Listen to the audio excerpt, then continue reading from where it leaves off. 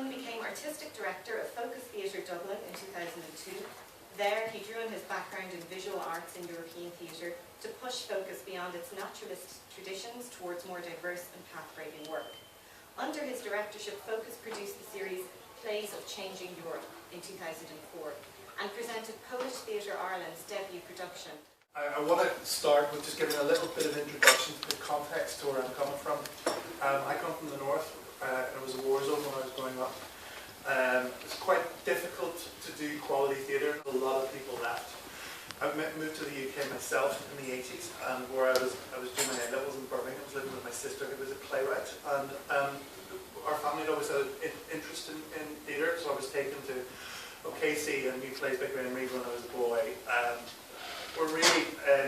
When I saw the standard of work, I got introduced to the Royal Court when I was 19. I was very young. So new writing was very much part of where my imagination was at, but also I lived a half an hour on the train from Stratford, and I used to go weekly to see shows with major British and international Shakespearean actors. Devlin Price, Anthony Sher. In the mid-80s I saw about 18 to 20 productions or so, and that was my weekly rep. So I then did my degree after that, and I went in and I got introduced to Artaud and Stanislavski. I discovered Stanislavski on my dad's bookcase, didn't have a clue what it was, didn't know what it meant, couldn't break it down, so I'm going to put a quote up. That's probably for me the most important quote of Stanislavski. The fundamental aim of our art is in the creation of the inner life of the human spirit and in its expression in artistic form. Well, there's two things there, and I was discussing this yesterday with Siobhan, pushing form, ... and content. So for me, now where I'm at, the content informs the form. That took a while for me to work that one out, but that's where I'm at now. So I think there's two things certainly where I'm coming from. So I'm just going to start. I'm not going to dwell too much on this. I'm just assuming that some people may not know Stanislavski. This is a picture of Konstantin Stanislavski, who died in 1938. He was trying, we got an introduction to him yesterday, I won't dwell on it, but trying to create within the actor's body depth. And that's been something that I've been trying to do within myself, to get more depth of playing so that I can help actors be better actors on stage. And these are the main questions that an actor asks himself. I won't dwell on this either, just kind of giving you a taster. And they're also Aristotelian in that they're about putting the artist's imagination in a location and in a time. And then I'll break from that myself, because the work I was more interested in as I moved on became more abstracted.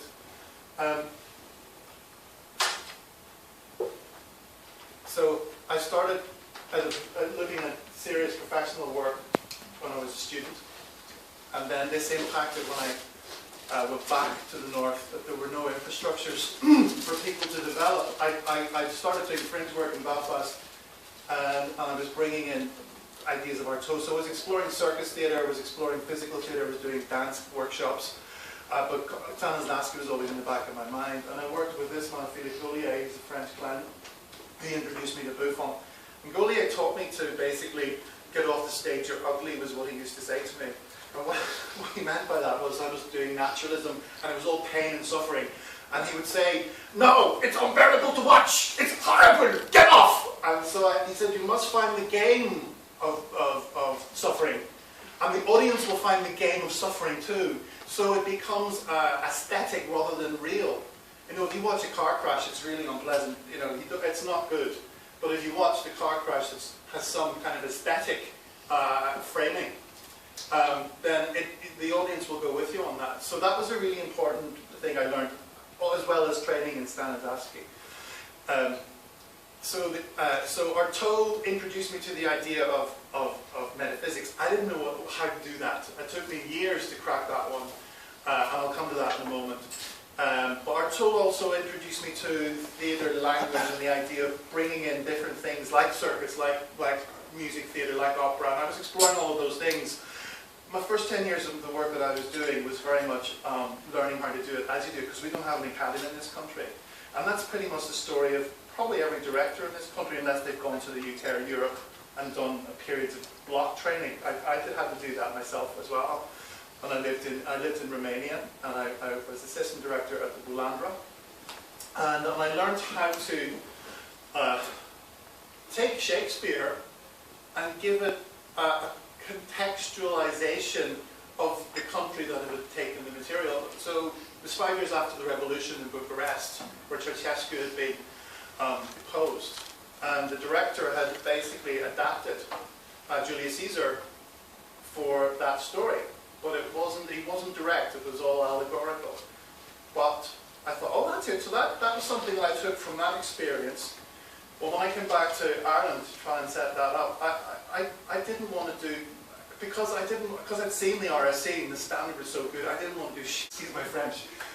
So I spent a few years learning how to crack the language. So I went on courses on Cicely Berry's training. I worked with Andrew Wade, I worked with Kristen Linklater. And when I did a student production first, and then I did my first classical show in Ireland, which was Julius Caesar in 2000. And I'd taken from my Eastern European experiences and was kind of looking at that within an Irish context, and I put it through the Northern Irish context. And I felt for that I'd been directing for 10 years, and this was when I went, oh, I think I've done something right here. It felt right, and it worked. But it was really hard, and I haven't directed another Shakespeare since. It took me 5 years to do it. But I was trying to bring all those European threads together, and I mean, this is also very subjective. This is my experience of European theatre because of what I've learned from it and how I've introduced it into my own theatre practices.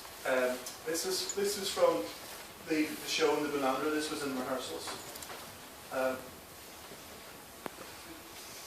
Just to give you an idea. And then this was my own. I was playing with Irish iconography, using sport as a metaphor for war. That was the main image that we used. And then there was a physical theatre thing happening in Liverpool when I was a student. And I was always very awkward with my body, so I used to run away from it. But I was intrigued by it. Physical theatre was very big in Liverpool at that point, and I kept doing workshops, and I started exploring it then when I came to Dublin, because I was doing dance classes, and I was working with a director, an actor called Jack Walsh, who trained with Marcel Marceau. So we were working on this physical theatre version of Mansfield Park, and we toured that. So I was drawing on that tradition. And then I worked with an actor called Sean Power, who trained in Canada in physical theatre. So he was bringing in a Canadian-French tradition. And we were working with poetry as well, so it was beat poetry. And then I got the job in the Focus, and then this is where things got really interesting for me, because I had a very scientific approach to it. Deirdre O'Connell, who died in 2001, has been running the Focus for 40 years, that's Deirdre there. She had brought this improvisational style of training for actors into Ireland. And I hadn't done this kind of training before. I trained with people from the Moscow Art Theatre, but Deirdre had come from New York, and then had brought Lee Strasberg, but then had integrated Stanislavski back into her training method. So I trained in this as well. And then I started trying to integrate this very naturalistic work, as you can see. And they were also trying to do mask work. They did some work in the 70s and 80s. They were looking at mask and puppetry. And that was one of their experiments there. But that was the main style of their work when I came in, very naturalistic work. And I stayed with that with my first production, and then started to move off it. I'm not going to show you a clip because I'm short of time, but that was an improvisation play based on the banking crisis, which we did recently. And we used the traditional naturalistic approach. But we started, then I started bringing in Greek mythology, and I'm just jumping through things now, I'm worried about time. I'd been in Russia, and I was looking at the physical theatre that they were doing in Moscow, particularly the Moscow Art Theatre. And I was inspired that the Moscow Art Theatre moved away from naturalism, and we're doing very installation design-based work, very physical, and they were taking classics. And I started stealing ideas, and when I came back to the Focus, I just started slowly, quietly slipping this kind of work in, first in the frames, and then when we started bringing it into the main productions, I started getting hate mail because the people are very, very traditional about naturalism in that organisation. I integrated. I worked with Stuart Peters, who was Master of Voice of the Globe, and Mark Ryan and Stuart Peters were promoting this particular form using the elements imaginatively through the actor's body. And I did the training with Stuart on this, and I integrated it into our training program. So it's the actors use the elements through the body: fire in the head, air in the throat, water in the belly, and earth in the legs. And it opens up the body and creates more visceral energy. So whatever intention the actor's playing with Stanislavski, it actually intensifies the experience for the actor. And I'm going to show you some experiments. So I worked with an Italian company. So I'd worked on this with some of the shows in Focus, and I want to jump straight into this is some of the design work that we did, some of the experimental work. And I was also in Australia, and I was researching dream time. So I was taking the idea of we dream our lives, that the spirit lives in another plane, and we create the reality that we live in, and we dream this. So I was kind of playing with those ideas in the performance, and trying to create it visually in the productions.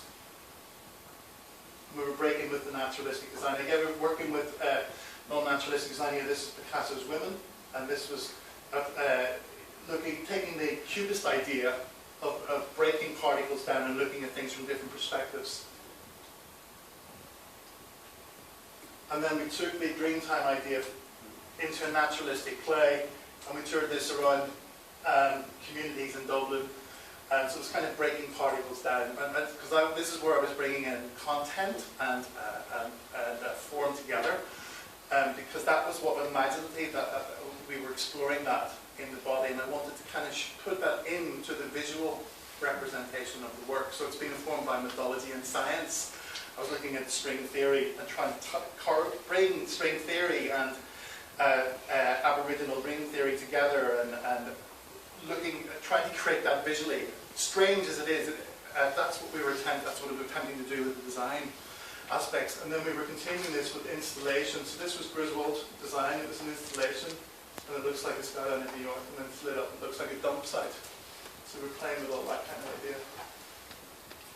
And this was what we called site-specific yesterday, and I've now been informed that this is generic. I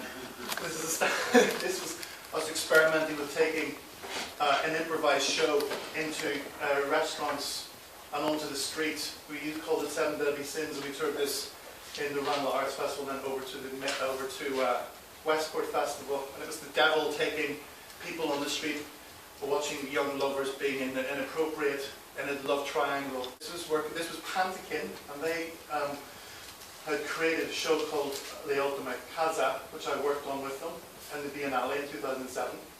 And they were traditional commedia masks, the very solid leather masks that they normally use, and working with very traditional commedia dell'arte approaches. But this was a new way. I hadn't done this kind of work before. This was soft body mask, and it was almost like flabby skin, but they couldn't animate it. It wasn't working in the same way that the leather was working. So we worked with the Stanislavski, we worked with the archetypes, and we worked with the elements, and it completely opened up the energy points in the body, and the whole thing just lit up. And I just want to show you a little clip of it.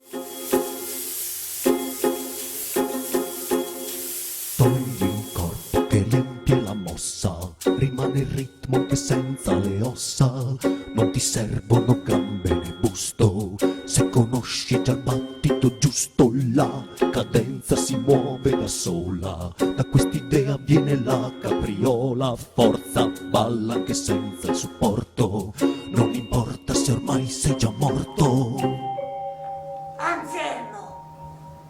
Anselmo so io, so Ginegra. Anselmo so tu moglie. E non mi fa ripetere la formula magica 3000 volte. Suo silenzio è carico di pensieri. Molto faticoso per me di ascoltare suo silenzio. Irina, cominci a conoscermi un po' troppo bene. Dovrò licenziarti. Non importa. Io non ho soldi. Lo piazziamo qui. No. So I'm going to stop there. I had a piece from Catherine Young from the project from 2 weeks ago, but we're short of time. But just to say, I was trying to condense a process of development that I've taken with my own work with Stanislavski and moved it into a broader vocabulary. vocabulary, that it can be applied to dances and physical theatre and mass theatre, and that really, and that was the kind of the European element of experimentation that I wanted to kind of put out there.